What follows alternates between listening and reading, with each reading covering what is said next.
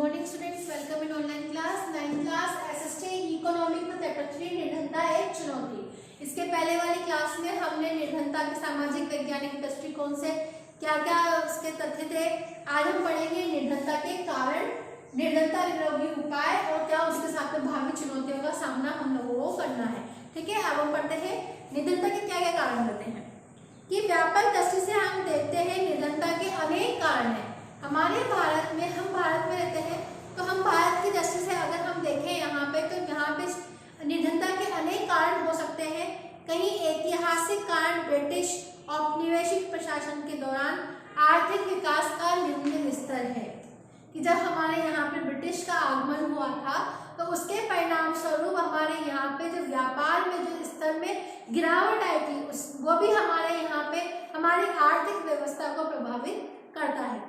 औपनिवेशिक सरकार की नीतियों ने पारंपरिक हस्तशिल्प कार्य को नष्ट कर दिया है और वस्त्र जैसे उद्योगों के विकास को हतोत्साहित किया है कि जो हमारे यहाँ पे जो वस्त्र उद्योग का जो व्यापार था उसमें भी यहाँ पे बहुत ज़्यादा प्रयास होने के बावजूद भी उसमें गिरावट होने लगी।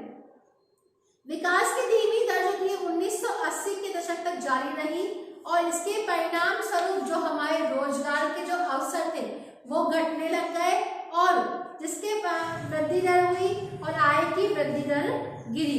इसके साथ साथ जनसंख्या ने उच्च दर में वृद्धि की कि यहाँ रोजगार के अवसर तो कम होते चले गए लेकिन हमारी जनसंख्या जो थी वो दिन प्रतिदिन और वृद्धि करने लग गई। इन दोनों ने ही प्रति व्यक्ति की आय में जो अंतर पैदा किया।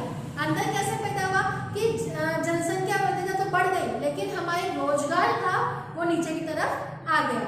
सिंचाई और हरित क्रांति के प्रसार से कृषि क्षेत्र में रोजगार के अनेक अवसर सृजित हुए लेकिन इसका प्रभाव भारत के कुछ ही भागों तक सीमित रहा। जहाँ पे कृषि कार्य, जहाँ भूमि अच्छी थी वहाँ पे कृषि अच्छी हुई तो उस एरिया में वहाँ के लोगों को रोजगार तो मिला लेकिन यह पूरे भारत पर संभव नहीं हो सका। फिर है शिक्षा, क्योंकि यहाँ पे जब जिस तरह से यहाँ रोजगार के अवसर नहीं थे और उसी तरह से यहाँ पे शिक्षा का स्तर भी बहुत कम था। पहले यहाँ पे लोगों को पढ़ने की अनुमति नहीं थी, लड़कियों को पढ़ाया नहीं जाता था और उच्च शिक्षा तक बड़ा महत्व नहीं दिया जाता था।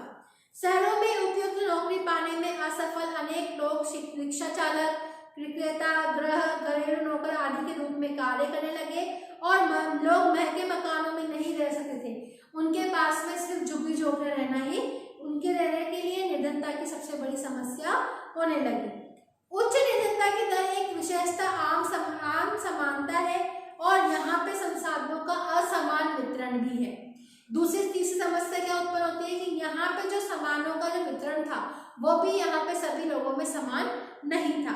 अनेक नीतियों के बावजूद हम किसी सार्थक ढंग से इस मुद्दे से निकट नहीं पहुंच पाए कि ग्रामीण क्षेत्र में परिसंपत्तियों और पुनर्निर्मित लक्षित भूमि सुधार ग्रामीण क्षेत्रों में ज्यादा सरकार ने प्रभावी ढंग से यहाँ पे कार्य किए। ग्रामीण निर्धन का जीवन सुधार सकता था लेकिन उसमें भी यहाँ पे बहुत सारी कठिनाइयों का हमें यहाँ सामना करने पड़ा। स्वास्थ्य निर्धनता का कारण रहा, रोजगार नहीं मिल पाना निर्धनता का कारण रहा, शिक्षा निर्धनता का कारण रहा। अशिक्षित लोगों में भावनाओं को इस तरह से जकड़ लेते थे ताकि वो ऊपर आने नहीं पाते थे। अब है निर्धनता निरोधी उपाय कि कौन कौन से उपाय हैं जिनको हमें निर्धनता को कम करने के लिए उनका इस्तेमाल किया गया। निर्धनता उन्मूलन भारत की विकास रणनीति का एक प्रमुख उद्देश्य रहा है। हमारी यहाँ की सरकार का उद्देश्य यही रहा है कि हमें कैसे भी करके हमारे जो भारत में गरीबी रेखा की जो रेखा है, जो गरीबी लोग हैं, निर्धनता जो एक चुनौती हर साल दिन प्रतिदिन बढ़ती जा रही है, उसको किस तरह से कम कर सके उसके उद्देश्य से यहाँ पे अनेक प्रयास किए गए। आर्थिक समृद्धि को प्रोत्साहन मिला और लक्षित निर्धनता निरोधी कार्यक्रम भी चलाए गए। इस हमारी सरकार के द्वारा समय समय पर वो कार्य किए गए जिनका उद्देश्य ये था कि कैसे भी करके हमें लोगों को रोजगार उपलब्ध कराना, उनके स्वास्थ्य पर जोर देना, उचित शिक्षा उनको उपलब्ध कराना, भोजन की व्यवस्था उनके लिए करना। तो हमारी सरकार के द्वारा इन सभी परिस्थितियों में निर्धनता निरोधी कार्यक्रमों की आवश्यकता है। यदि ऐसी अनेक योजनाएं हैं जिनको हम प्रत्यक्ष और परोक्ष रूप से निर्धनता कम करने के लिए बनाया जाए तो उसका हम यहाँ पे अध्ययन कर सकते हैं। यहाँ पे महात्मा गांधी राष्ट्रीय ग्रामीण रोजगार अधिनियम जो कि 2005 में मनरेगा चलाया गया था, जिसका उद्देश्य यही था कि लोगों को रोजगार उपलब्ध कराया जाए। इससे यहाँ के लोगों को इसके उद्देश्य सतत विकास करना, मदद करना और सूखा, वन कटाई, मिट्टी के कटाव की समस्याओं से बचा जा सकेगा। इस प्रावधान के तहत 1/3 रोजगार महिलाओं के लिए भी सुरक्षित किया गया था कि अगर इतने % लोग आदमी वहां हैं तो उन सभी के हिस्सों में से 1/3 हिस्से में महिलाओं को कार्य दिया जाएगा।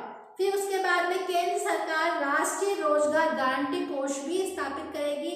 इसके तहत सरकार राज्य योजना के कार्यान्वयन के लिए राज्य रोजगार गारंटी कोष की स्थापना करके 15 दिन के अंदर रोजगार उपलब्ध भी करवाएगी कि रोजगार देगी उनको छोटे-छोटे जो व्यक्ति जिस काम को करने में सक्षम है वो कार्य उनसे करवाया जाएगा और उनको काम।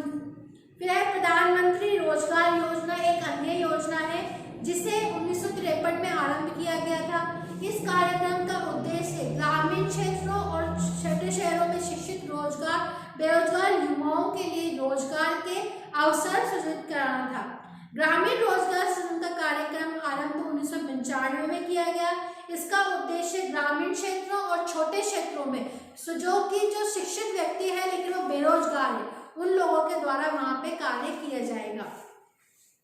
और दूसरी योजना है लोगों को अन्न देना, जैसे कि अपने यहाँ पे मिड डे मील चलते थे, उसमें अभी थाली सिस्टम चलता है ना, इंदिरा गांधी मिल आहार योजना, जिसके अंदर लोगों को कम कीमत पर वहाँ पे उनको खाना मिलना ताकि वो उस अपने जिसकी जगह उनको खाना अच्छा मिलेगा तो उनका स्वास्थ्य अच्छा होगा तो वो रोजगार पाने के सक्षम होंगे। फिर आता है भावी चुनौतियां कि भारत में निर्धनता एक निश्चित रूप से गिरावट आई है, लेकिन प्रगति के बावजूद निर्धनता उन्मूलन भारत की एक सबसे बाध्यकारी चुनौती है।